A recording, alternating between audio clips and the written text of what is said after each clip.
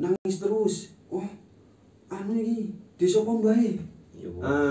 Sama. Itu biasanya kan larinya kan ke biasanya orang-orang pintar di sekitar biasanya kan. Profesor berarti. Sesungguhnya gini ya kan. Sesuatu yang menyimpang pada anak itu adalah gangguan. Misalkan tengah malam dia nangis. Ya kan?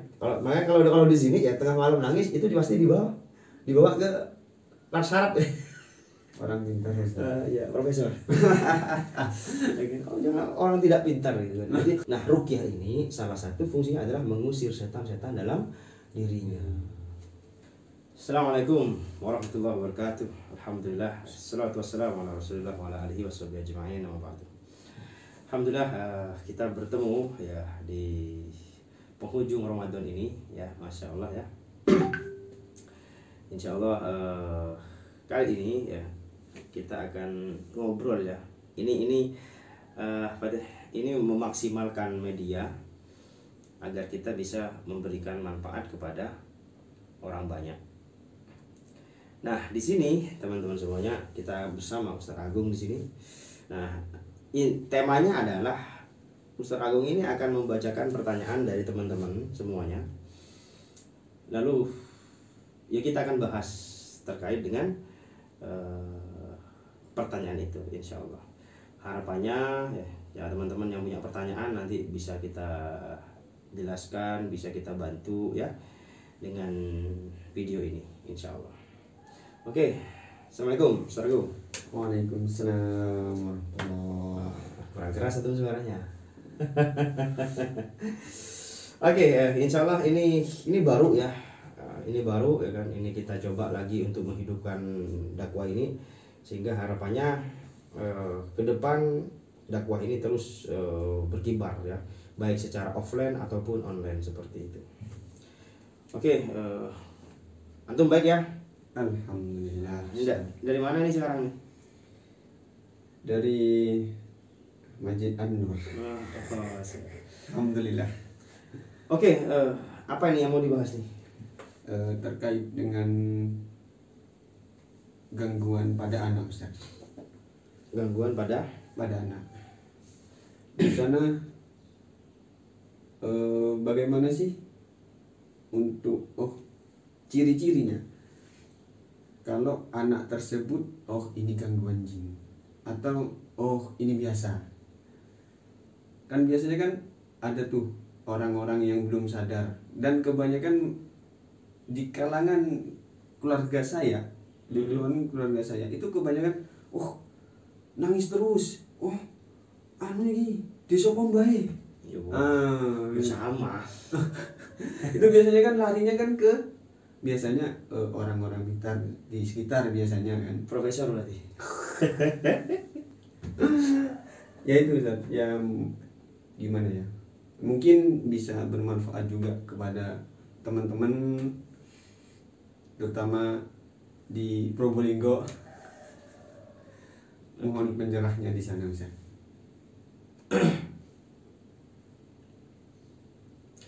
Oke, baik, terkait apa itu namanya?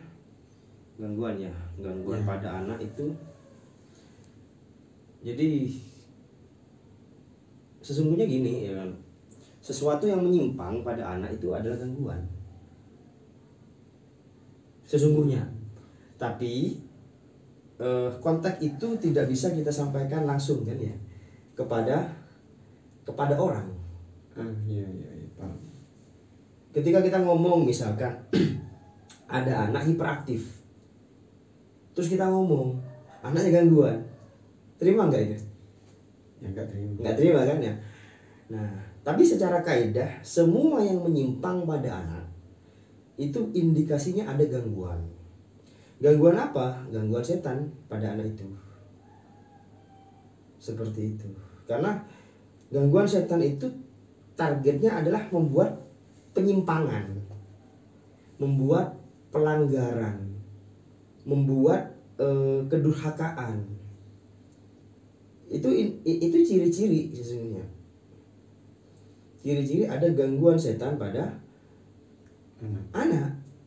Bukan cuma anak, pada orang juga sama. pada orang tua juga sama seperti itu.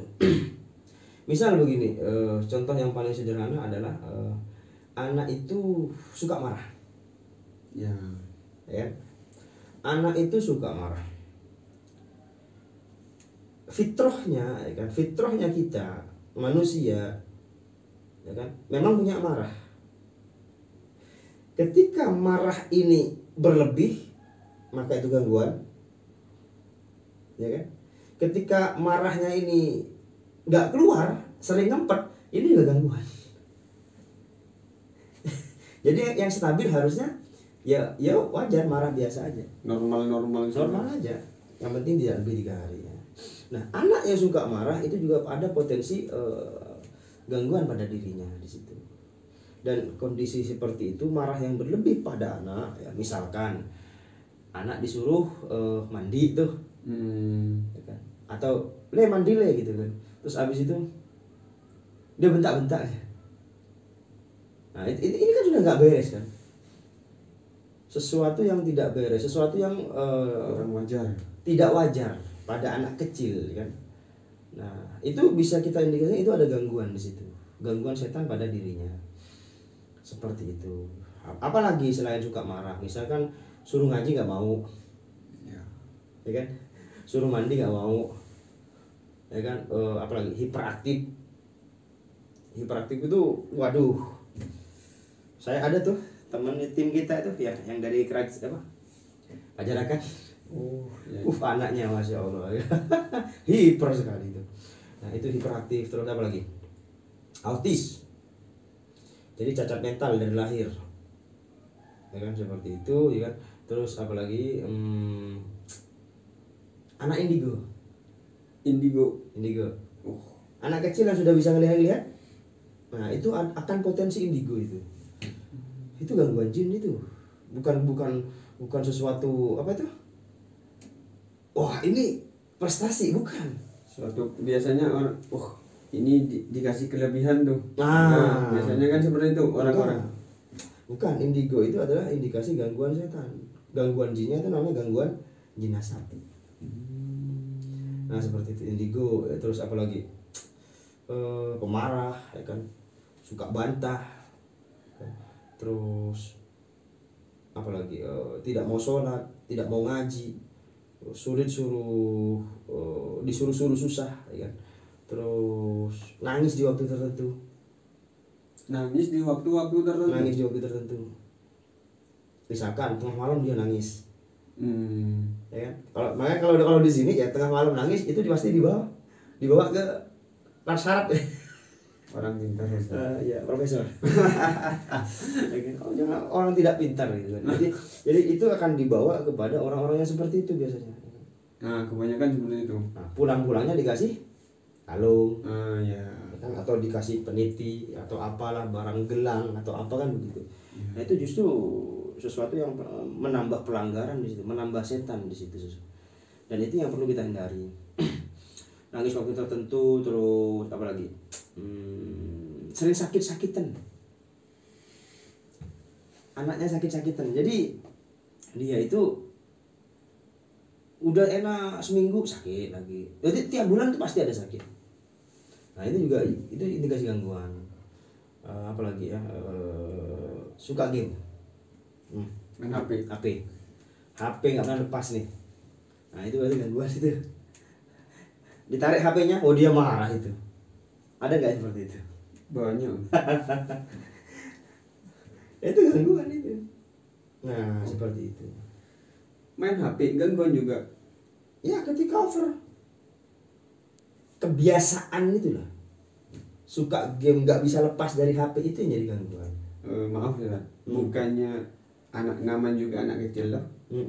Kan sukanya kan pasti main. Iya. Kan pasti kan yang disenangi biasanya itu dia lakukan juga gitu. Kalau menurut saya sih. Dan gangguan ciri kok bisa itu merupakan salahnya setan, maksud saya itu loh. Iya gini contohnya. Anak suka HP itu, main HP dulu, ya kan? Main game terus, suruh ini nggak mau, disuruh dia marah, dia lebih milih HP. Ya biasanya. Ya kan? Ada. Diambil HP-nya, Nangis. ya kan? Atau mungkin marah-marah dia itu. Nah inilah gangguan. Kalau yang mau main HP ya enggak, ya memang itu memang dunia anak kan memain. Ketika HP-nya ini diambil dari dia, terus ada pengingkaran pada dia, itulah gangguan. Misalkan pengingkarannya apa? Dia marah, dia berani membentak orang tuanya, ya kan? Bahkan dia berani mukul orang tuanya. Saya pernah tuh ada pasien ya datang ke kita, dia mau merugi orang tuanya, mau merugi anaknya. Nah dia datang ke sini ya. Karena saya masih belum datang, dari dia masuk ke ruangan rukyah, saya belum datang ya, saya masih persiapan. Saya masuk ke ruangan, ternyata anak sudah main HP. Sambil nunggu ustaznya dikasih HP katanya. Habis itu saya datang, ya, diambillah HP-nya sama ibunya, orang tuanya. Iya, sama bapaknya itu. Oh, ustaznya datang nak, diambil HP-nya sama orang tua, langsung ditampar bapaknya itu. Langsung ditampar itu. Nah, hal-hal seperti inilah gangguan di situ.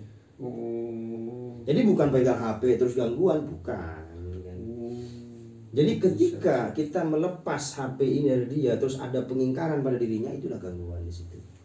Sama seperti ya, ketika anak-anak suka game, main game nggak masalah gitu loh.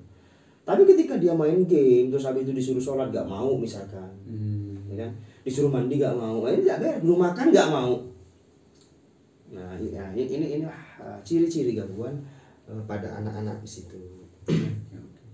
Seperti itu. Oh, berarti pada intinya anak nakal itu wajar. Namun kalau sudah over di sana, ya bisa dikatakan itu gangguan atau tidak, itu berarti tingkatannya itu. Ya, ketika sudah over ya. Sudah melebihi batasnya. Udah nggak standar. Oke, siap. Udah nggak standar. Oke, siap. Udah nggak normal. Jadi kan standarnya ini kan normal lah. Iya. Jadi ada yang up, ya kan? Ada yang berlebihan. Abnormal, ya kan? Ada yang low. Nah, meskipun low juga. Low berarti kan udah tidak normal berarti kan. Misalkan normalnya dia ada interaksi sama orang, oke?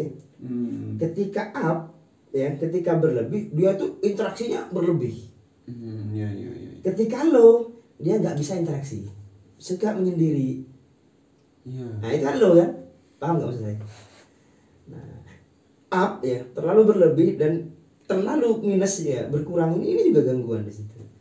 Jadi anak yang harusnya misalkan diajak ngomong, ya kan, bisa ngajak ngobrol bla bla bla, tapi dia sering menyendiri di kamar misalkan. Ketika ketemu orang dia itu minder, ya kan? Nggak mau ketemu banyak orang. Nah ini kan berlebihan gak itu? Berlebihan kan? Nah itulah disitulah titik poin itu yang namanya indikasi ada gangguan di situ. Gangguan apa? Gangguan setan. Nah biasanya, ya kan, umumnya gangguan setan pada anak itu adalah gangguan yang pertama adalah gangguan jin nasab. Apa jin nasab? Jin dari orang tuanya, jin dari leluhurnya. Nih. Yang kedua apa? Potensinya adalah khodam. Dari mana khodam datang? Orang tuanya membawa anak ini ke tempat praktek spiritual. Profesor tadi. Bukan profesor. jadi bukan orang pintar sudah ya. Tanda kutip bukan orang pintar. Jadi dia datang ke dukun lah bahasa kasarnya, terus dia pulang dari dukun, dia bawa sesuatu dipakein ke anak. Itulah khodam di situ. Yang ketiga, selain khodam itu apa? Potensi ain biasanya. Ain. Ya kan? Nah, ini juga gangguan juga. Ya kan? Bukan medis maksudnya, bukan sakit medis gitu. Ain dari mana? Bisa jadi ada orang takjub pada anak kita karena anak kita lucu, ya kan? Ditoel-toel, ya kan? Terus ini lucunya, ini cantiknya, gantengnya, dipuji sama banyak orang. Itu potensi ain. Atau mungkin ya kita suka posting foto sama anak kita, diposting di Facebook misalkan. diposting di Instagram. Ketemulah dengan teman kita yang nggak punya anak. Nah, kira-kira gimana perasaannya itu? Nyelonso kan ya. Habis itu dia melonso, habis itu dia muncul. Kita mungkin cuma posting doang, tapi bisa jadi dia punya prasangka. Pola dua anak diposting-posting terus. Ya. Baper. Siap. Itu bisa menimbulkan hasad. Hasad juga jadi ain. Ya, ini tentang masalah ain ini mungkin bisa diperdalam lagi gitu. Nah, nanti kita bahas detail lagi terkait dengan bab ain ini. Terkait dengan masalah anak. Ini kan kalau over gangguan toh. Kalau minus itu juga gangguan. Nah, kalau seandainya para orang tua ini sudah tahu Ustaz, hal yang paling sederhana yang harus dilakukan itu bagaimana? Yang pertama ya harus diobatin. Solusi untuk anak seperti ini apa? Pakai medis ya bisa. Satu-satunya cara adalah ruqyah anaknya. Diruqyah anaknya. Nah, nanti terkait dengan ruqyah ini ya kan, bisa diruqyah oleh orang tuanya sendiri maksudnya. Orang tuanya sendiri atau bisa dibawa kepada praktisi ruqyah. Seperti itu. Maaf Ustaz, tidak ada jalan lain selain ruqyah? Setahu saya yang sesuai syariat itu. Yang sesuai syariat ya kan ya.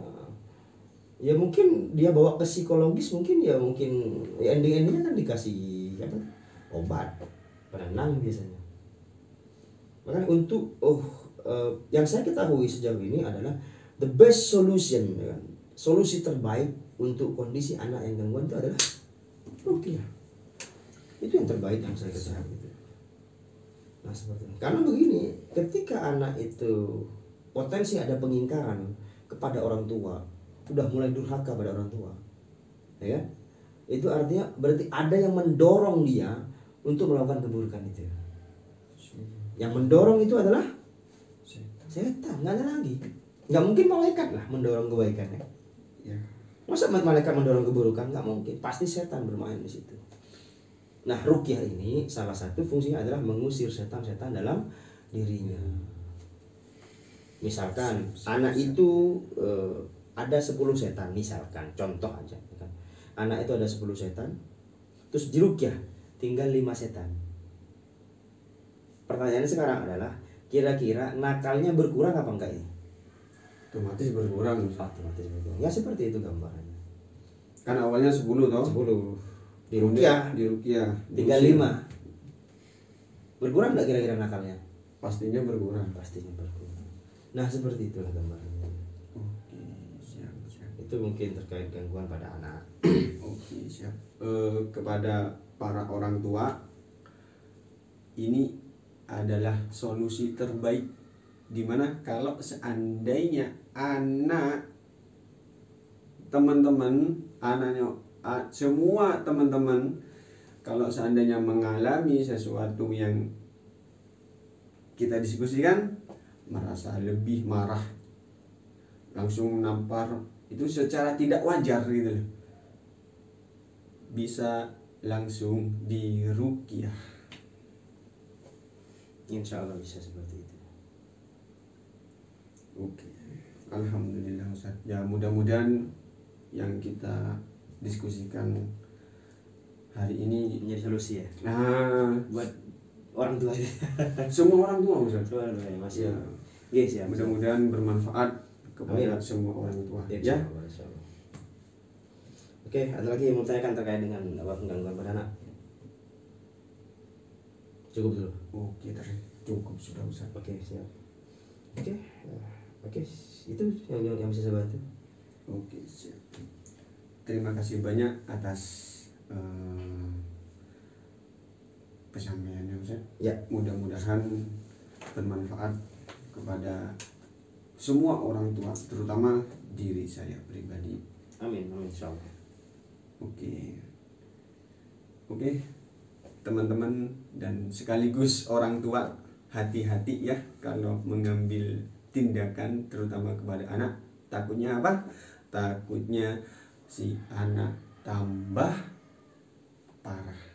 Sebelum anak Anda menjadi seperti itu, mari kita lakukan apa yang menurut Al-Quran dan sama Rasulullah kerjakan. Oke, cukup dulu, mungkin cukup sampai di sini dulu Ustadz ya. Ya. Terima kasih banyak atas penyampaiannya. Ya. Semoga bermanfaat. Barakallahu fiik. Wassalamualaikum warahmatullahi wabarakatuh. Wassalamualaikum warahmatullahi wabarakatuh.